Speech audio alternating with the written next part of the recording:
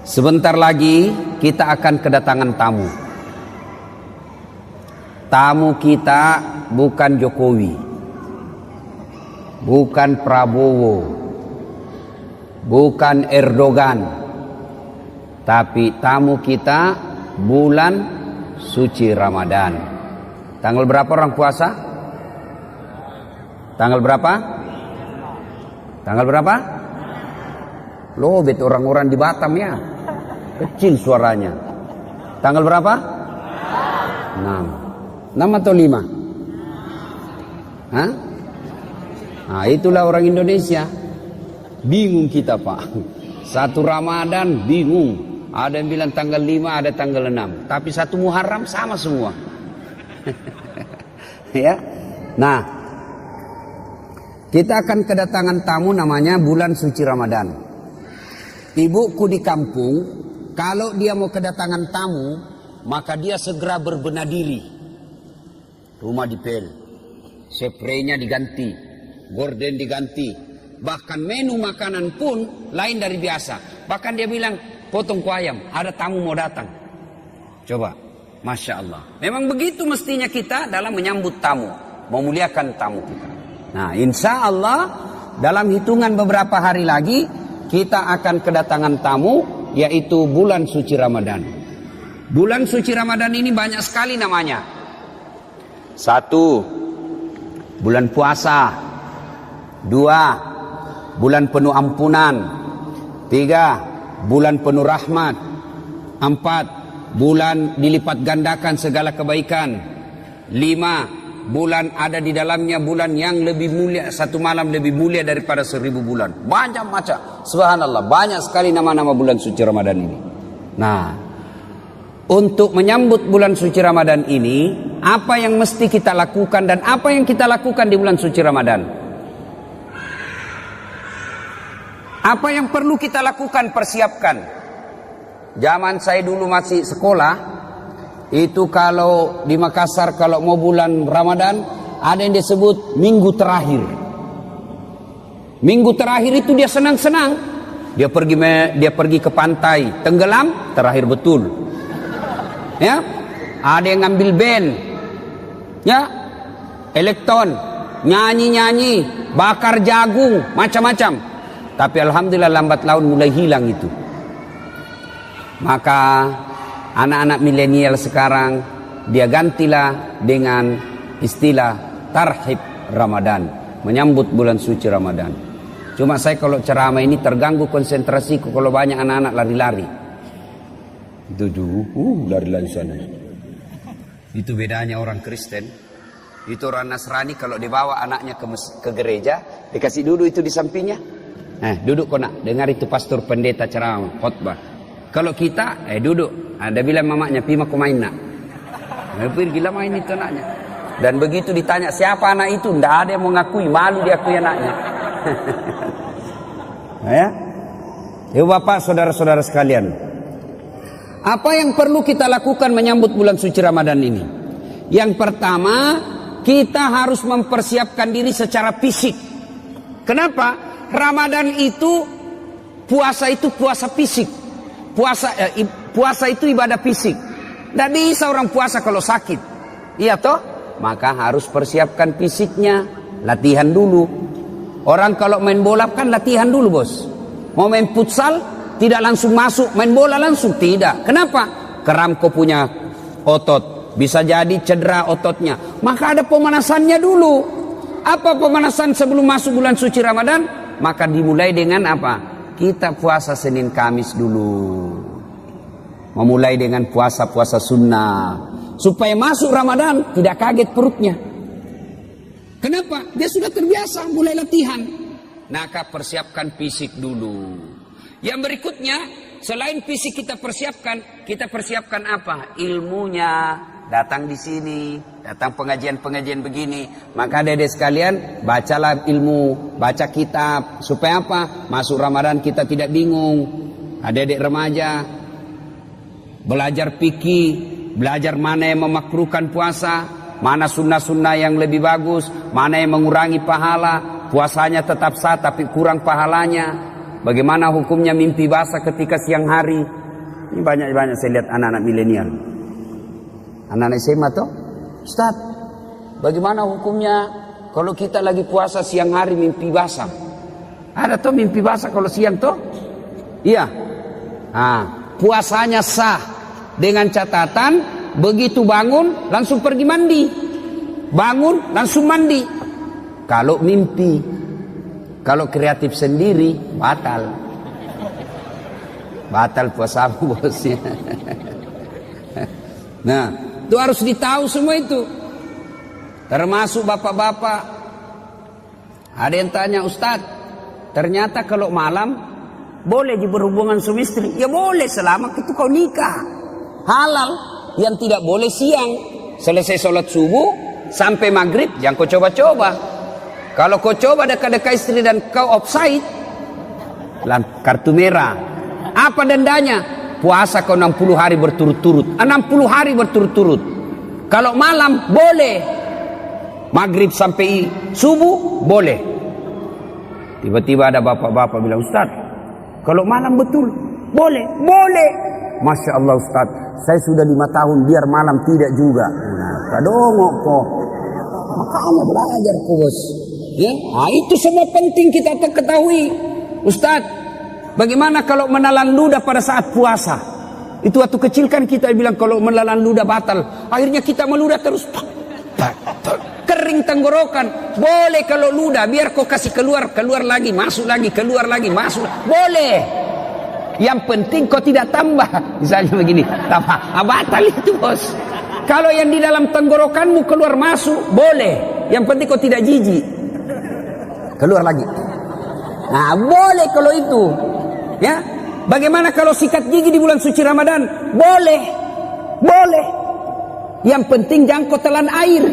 Pura-pura sikat gigi. Mamamu bisa kau tipu, tapi Tuhan Maha tahu. Dia kalau Ramadan dia kumur-kumur, 3 kali masuk, 1 yang keluar. Berarti dia korupsi 2 ini. Itu harus tahu ilmunya, semua harus kita tahu.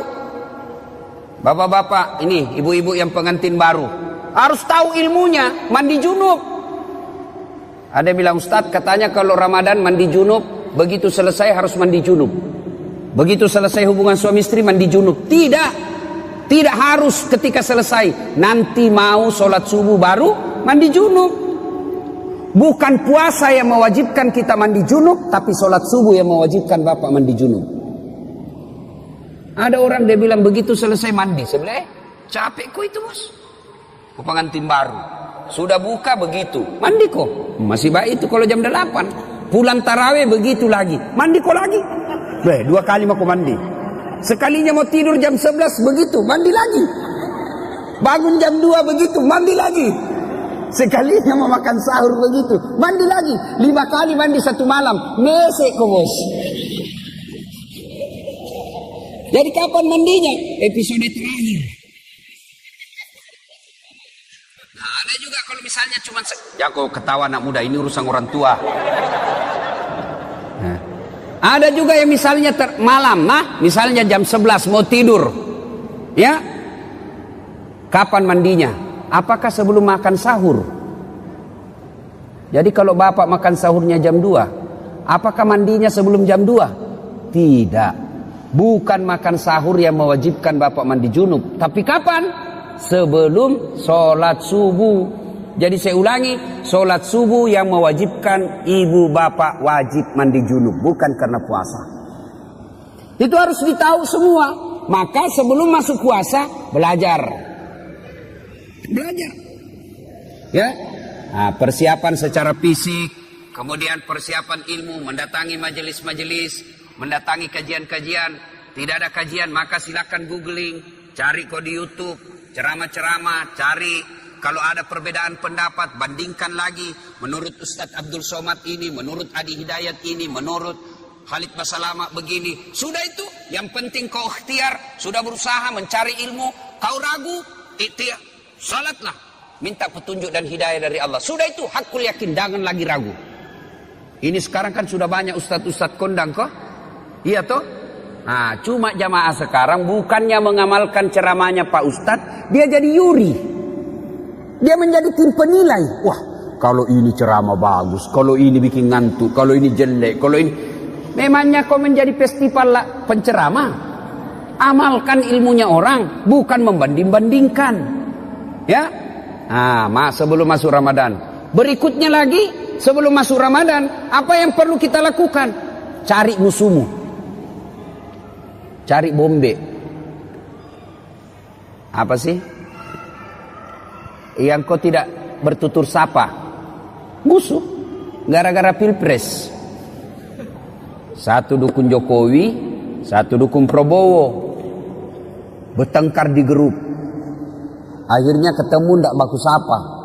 Assalamualaikum, dia tahu kalau saya tunda dulu salamku deh, karena nanti saya baku hadapan. Nanti selesai baru assalamualaikum. Padahal duduk samping. Selama masih musuhan, minta maaf. Kalau bapak masih musuhan masuk Ramadan, sah puasanya, tapi sayang amal-amal Ramadannya tidak dicatat. Nanti dicatat di buku amalnya setelah dia baikan sama musuhnya, termasuk yang suami istri. Itu di Sulawesi ada orang bertengkar sama istrinya gara-gara beda capres. Ya, ibu, bapak-bapak yang pernah sakiti istri minta maaf. Minta maaf sebelum masuk Ramadan. Bagaimana cara minta maafnya? Jabat tangannya, senyum, pandang matanya. Jangan jabat tangan. Oh, senyum kok bos. Ada orang jabat tangan menakutkan matanya. Oh ya, kok tidak ikhlas itu, senyum. Sudah itu apa? Salawat kepada Nabi. Allahumma shalli ala sayyidina Muhammad wa ala sayyidina Muhammad. Berikutnya sebut judulnya dosa. Bu, maafkan saya bu. Kata istrinya, kenapa pak? Apa judulnya? Nggak enak saya ngomong sama kau ibu. Sebut, kata Ustaz Dasar harus sebut. Nggak enak. Betul kau nggak apa-apa? Nggak apa-apa pak. Apa? Mohon maaf ibu, saya pernah selingkuh. Dia bilang istrinya, nggak apa-apa bang.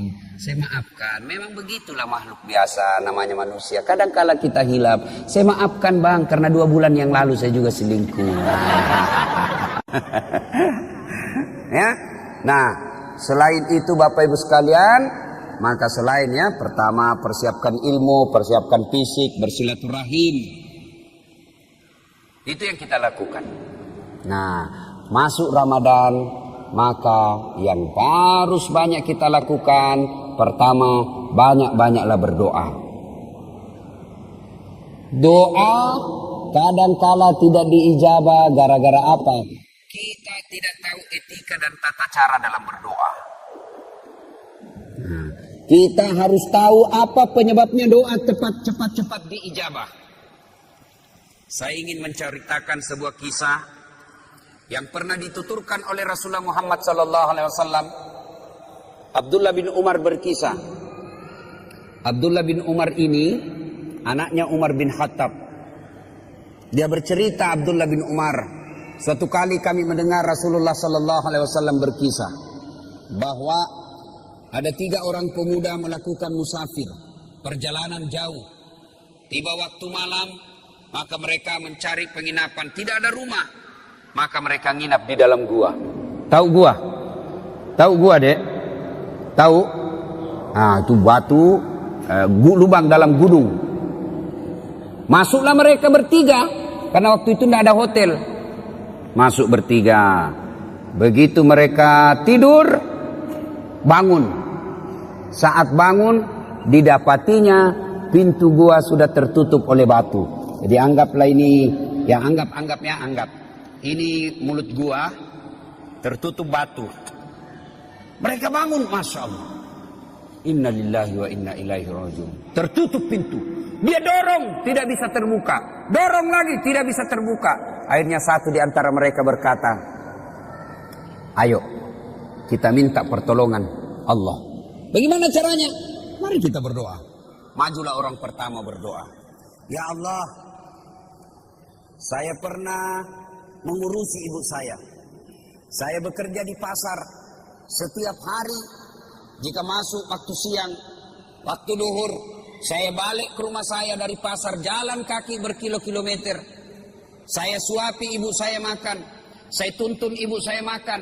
Selesai saya beri makan, saya kasih pakaian yang rapi. Lalu saya tuntun sholat duhur. Selesai semuanya, selesai makan, selesai sholat duhur, saya balik lagi ke pasar. Mengurus dagangan saya. Tiap hari aku lakukan itu, ya Allah. Ya Allah, sambil dia kenang kebaikannya ini, dia berdoa kepada Allah. Ya Allah, jika mengurus orang tua, melayani ibu saya adalah kebaikan di sisimu, dan engkau merasa pantas membalasnya, maka saya mohon kepadamu ya Allah, kabulkan doaku, bukalah pintu gua ini. Tiba-tiba pintu gua bergerak. Terbuka. Belum, hanya geser sedikit, tapi belum bisa dilalui manusia.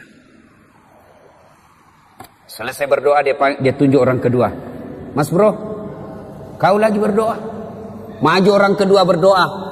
Ya Allah, saya pernah mencintai seorang perempuan yang tak lain adalah sepupuku sendiri.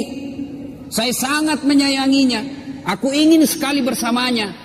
Dan dua satu ketika datanglah perempuan ini meminta tolong kepadaku. Mas, tolonglah saya, pinjami duitmu. Saya butuh sekali duit. Katanya ini anak muda, boleh saya pinjami kamu, tapi dengan catatan temani saya tidur satu malam. Bagaimana caranya? Aku bukan muhrim. Terserah. Mau kau saya bantu? Itu. Kalau kau tidak mau, tidak usah. Saya tidak pinjami kau. Karena butuh sekali ini perempuan. Akhirnya oke, saya terima persyaratannya. Maka ketemulah mereka di tempat yang mereka telah sepakati. Pada jam yang mereka telah sepakati. Datanglah ini perempuan. Mulai dengan berpakaian cantik. Sampai telanjang bulat. Telanjang bulat. Bukan telanjang segitiga. Telanjang bulat. Saya tidak tahu juga. Jangan kau tanya saya kenapa disebut telanjang bulat. Saya juga tidak tahu kenapa. Karena memang sudah begitu sejak lahir. Ditanya saya. Kenapa orang tidak bilang telanjang segitiga ya? Telanjang segi empat. Atau telanjang persegi empat. Telanjang bulat. Tidak tahu kenapa. Jangan kau tanya saya tidak tahu jawabannya. Dia sudah telanjang bulat ini perempuan. Ini laki-laki sudah mau mendatanginya. Tiba-tiba laki-laki ini seolah-olah melihat rambu lalu lintas. Huruf P silang warna merah. Dilarang parkir. Oh tidak jadi ini laki-laki. Astagfirullah. Dia tinggal, dia palingkan pandangan. Dia bilang, ini duit. Ambil ini duit. Bagaimana? Tidak jadi. Terlanjur nih. Tidak jadi. Jadi, kau tidak usah utang, ambil saja ini duit. Saya bantu kau lillahi ta'ala. Kira-kira kalau kau bos, tak kalah nih deh. Masya Allah. Dia tinggalkan sambil mengenang kebaikannya itu. Lalu dia berdoa kepada Allah. Ya Allah, jika pada saat itu saya mampu mengendalikan diri, saya tidak berzina padahal dia sudah di depan mata saya. Saya tidak berzina karena saya takut kepadamu ya Allah. Jika itu adalah kebaikan di sisimu, saya mohon kepadamu ya Allah, kabulkan doaku, bukalah pintu ini. Akhirnya bergetar lagi tuh pintu gua. Tapi belum bisa dilewati. Maju orang ketiga. Kau yang terakhir. Majulah orang ketiga. Ya Allah, saya pernah punya pegawai. Sebelum dia gajian dia pergi merantau.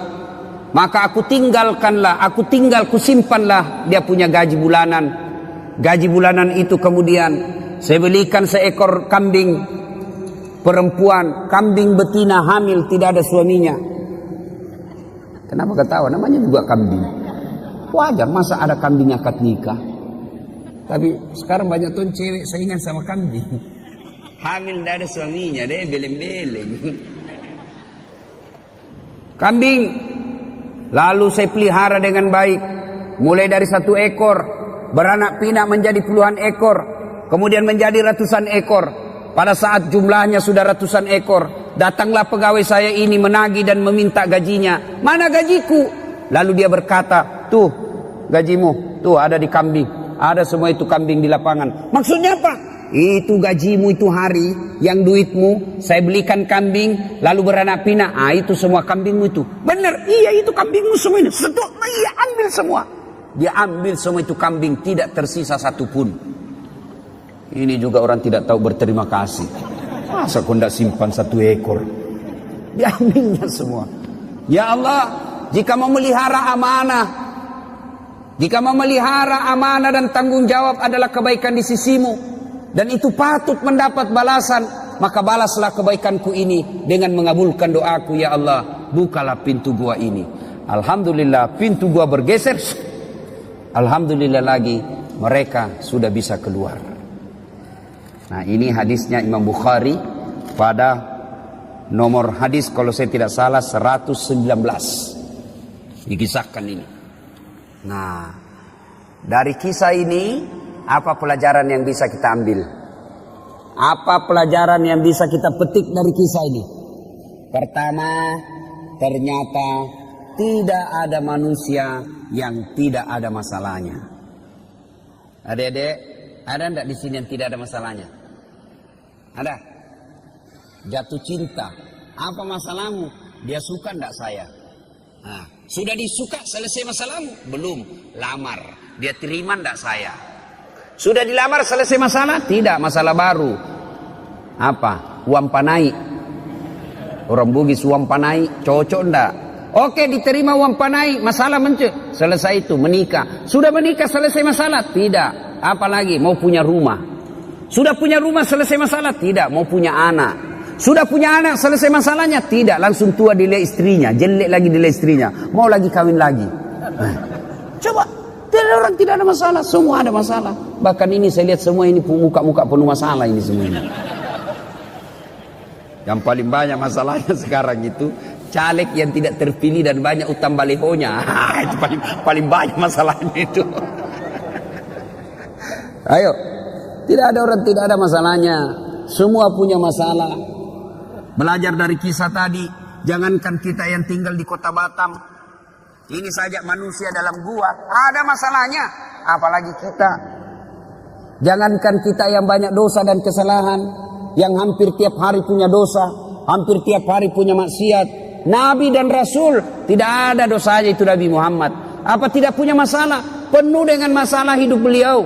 Rentetan masalah dan masalah. Masih 6 bulan sudah lahir, belum lahir sudah meninggal wafatnya. Wafat bapaknya baru 3 hari diambil ibu susunya Halimatus Sa'diyah. 4 tahun bersama ibu susu kembali ke ibunya. Baru 2 tahun bersama ibunya meninggal pula ibunya ketika usia 6 tahun. Diambil oleh kakeknya, baru 2 tahun bersama kakeknya, meninggal pula kakeknya, diambil oleh pamannya. Usia 12 tahun mereka, Rasulullah sudah mulai berperang, ikut perang, bukan perang agama tapi perang kelompok.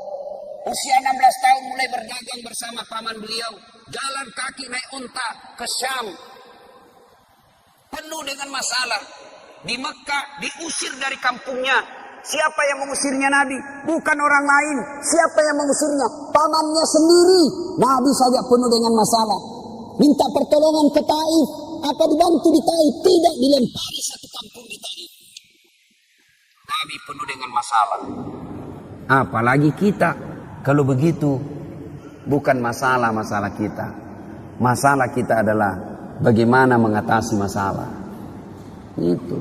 Kalau Nabi ada masalahnya, beliau ambil wudhu, sholat, hajat, minta pertolongan kepada Allah. Kita ada masalah, ambil HP, update status, berdoa di Twitter, berdoa di Facebook. Sedikit-sedikit, ya Allah lindungilah suamiku, ya Allah murahkan rezekiku. Update status lagi, ya Allah halalkan segala usahaku. Sibuknya itu Tuhan membaca statusmu. Berdoa di status bos, berdoa di atas sajadah selesai sholat.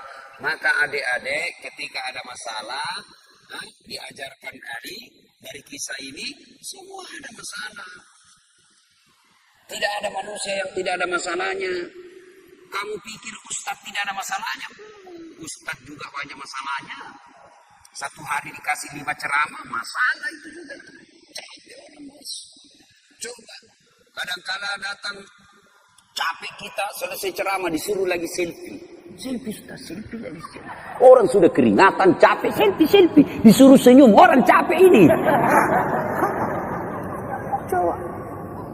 Semua orang punya masalah. Tidak ada orang tidak punya masalah. Semua orang punya masalah. Alhamdulillah. Allah cuma minta sabar, sempurnakan sholat. Ya. Ada masalah, ngadulah kepada Allah, berdoalah kepada Allah. Ya. Belajar lagi dari kisah ini. Ternyata dalam berdoa boleh menyebut kebaikan. Dalam berdoa ibu boleh menyebut kebaikan. Tapi bukan menyebut kebaikan kepada manusia, tapi menyebut kebaikan kepada Allah. Yang berdosa yang tidak boleh, bapak cerita ke tetangga. Kau tahu Dasat Latif? Itu dari Makassar. Itu jadi ustadz. Saya kasih sekolah itu. Dari SD sampai SMP, saya lihat itu dia, tidak ada apa-apanya. Saya yang kasih sekolah, tidak jadi manusia itu kalau bukan saya. Tidak boleh begitu. Tidak boleh. Tapi menyebut kebaikan kepada Allah ketika berdoa boleh. Ya Allah, saya pernah ngurus anak yatim piatu. Sepupu saya sekolahkan. Mulai dari SD, SMP, SMA, kuliah. Lalu aku nikahkan dengan wanita baik-baik. Jadi dia sekarang sudah menjadi orang yang berhasil. Jika itu adalah kebaikan di sisimu ya Allah, kabulkan doaku ya Allah, murahkan rezekiku ya Allah. Boleh. Ya Allah, saya pernah mencintai seorang wanita ya Allah. Aku sangat mencintainya. Aku sangat menyukainya. Dia pun mau sama saya, tapi mau muntah lihat saya. Nah, boleh menyebut kebaikan-kebaikan, boleh. Ya. Yang ketiga, hikmah dari kisah ini. Ternyata yang bisa menyebabkan doa cepat diijabah Allah, cepat dikabulkan Allah, satu, birrul walidain. Berbuat baiklah kepada kedua orang tua. Ini adik-adiknya kan banyak semua ini ya. Siapa yang masih hidup orang tuanya? Angkat tangan. Yo. Yang sudah tidak ada satu? Yang tidak ada dua-duanya? Nah, coba. Bapak yang masih ada orang tuanya, mau cepat dikabulkan doa, urus orang tua dengan baik. Adik-adik mau cepat kerja yang baik, tidak usah kau cari muka sama pejabat. Kau sudah punya muka itu. Ada kan orang suka sekali cari muka. Siap Pak, siap. Apa siap? Lebih kau cari muka sama orang tua Allah. Dengan cara apa? Cari muka pada Allah. Dengan cara apa? Muliakan orang tuamu. Muliakan orang tua. Itulah sumber berkah. Banyak diantara kita cari berkah ke guru, cium tangan ulama, datang ke makam ini, ziarah ke makam ini. Lalu ibumu di rumah kau tidak urus, gimana mau baik hidupmu? Ada ndak orang yang mencintai kita seperti cintanya orang tua? Ada ndak orang yang sayang kepada kita melebihi cintanya orang tua? Tidak ada. Inilah orang tua yang sangat mencintai kita. Adik-adik, saya tanya ibu, Bu, ada ndak orang mau kerja 24 jam tidak digaji? Ada? Ada. Siapa? Ibumu. Itulah orang tua. Kerja 24 jam ngurus kita, ndak pernah minta digaji. Malah dia yang kasih kita duit. Itulah orang tua. Kalau ada anak-anak kurang ajar, sekali-kali kau lihat itu ibu hamil. Lihat itu ibu hamil. Menderita itu ibu hamil, kasihan. Jalannya aja itu.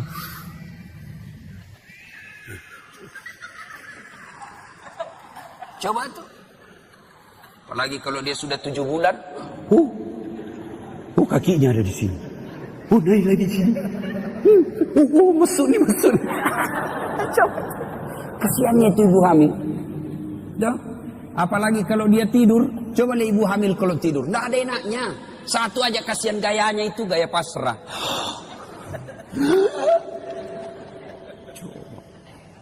Ya Bu ya. Apalagi kalau melahirkan. Ibu pernah bayangkan, masih ingat waktu melahirkan Bu? Masih. Ada ibu-ibu melahirkan senyum. Mentang-mentang dia artis, keluar kok nak. Mati.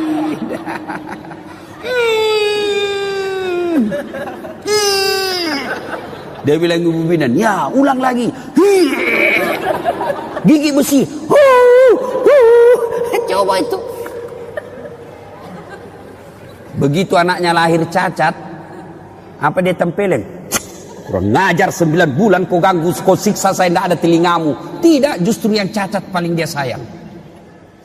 Apa ada ibu-ibu meninggal anaknya yang catat, alhamdulillah untuk gue cepet mati. Enggak, justru yang catat paling dia sayang. Coba. Ya, makanya kalau ada anak-anak kurang ajar sama orang tuanya, pantas ketika Allah buat hidupmu susah. Baik-baik sama orang tua. Ya. Ini cewek-cewek, jangan sampai kalau lebih sopan sama bapak, lebih sopan daripada cowokmu, daripada bapakmu. Kalau bapaknya nasihati apa kata, apa sih bapak tahu? Itu dulu, belum ada medsos dulu. Sekarang sudah modern pak, beda zamannya bapak dulu. Dikasih tahu baru satu bapaknya ngomong dia sudah 19. Giliran cowoknya yang ngomong terserah abang aja deh. Beleng-beleng.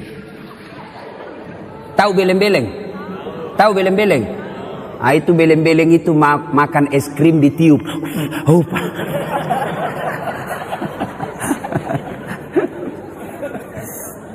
Iya. Berbuat baiklah sama orang tua. Adik-adik, bagaimana cara berbuat baik sama orang tua? 1. Suara tidak boleh lebih keras dari ibu. Itu jelas, itu protapnya. Dalam Quran sudah jelas sekali protapnya. Imma yablughanna indakal kibra ahaduhuma au kilahuma fala takul lahuma uf wala tanharhuma wa kullahuma qaulan karima. Itu sudah ada dalam Quran itu. Jangan kau berkata, sakit hatiku Ustaz. Berapa sakit hatimu dibanding sakitnya melahirkan? Ada kan anak-anak kasihan itu, siapa yang besarkan? Neneknya. Sejak lahir ditinggal sama ibunya. Ibunya pergi menikah lagi, bapaknya menikah lagi. Akhirnya ini anak dibesarkan oleh neneknya, disekolahkan dengan baik, dapat kerja yang baik, ternyata baru pulang ibunya. Ibunya gagal pernikahan keduanya, bapaknya pun demikian. Lalu datanglah ini orang tua ke anaknya yang tidak pernah diurusnya. Ini anaknya marah. Apa bapak saya, dia terima beres, ibu saya tidak pernah diurus. Biar kau kasih haji ibumu 2 kali. Kau belikan ibumu 1 kilo emas. Kau bikinkan istana belum seimbang dengan darah yang ada menetes dalam dirimu. Itu dari orang tua. Ya, jadi tidak ada jalan itu mau melawan orang tua. Belajar dari kisahnya Ibrahim alaihissalam. Ibrahim alaihissalam dapat, siapa namanya bapaknya Ibrahim? Siapa? Azor. Dia nyembah berhala. Ibrahim mau ribut sama bapaknya, mau lawan bapaknya. Apa kata Ibrahim? Kata Allah, sadar kau Ibrahim. Bapakmu itu, tapi dia nyembah berhala ya Allah. Allah berfirman, bagaimanapun dia bapakmu, jangan kau lawan bapakmu. Nah? Jadi, agar doa cepat diijabah Allah, birrul walidain. Berbuat baiklah kepada kedua orang tua. Adik-adik, saya menganjurkan, pulang ini, cium tangan orang tua. Kalau saya, bukan cuma tangan, kakinya ibu saya cium. Ya, kalau mau berkah hidup bos, sudah muliakan orang tuamu.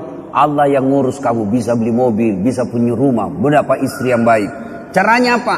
Birrul walidain, berbuat baiklah kepada kedua orang tua. Yang kedua, yang menyebab doa cepat diijabah Allah adalah menghindari dosa dan maksiat.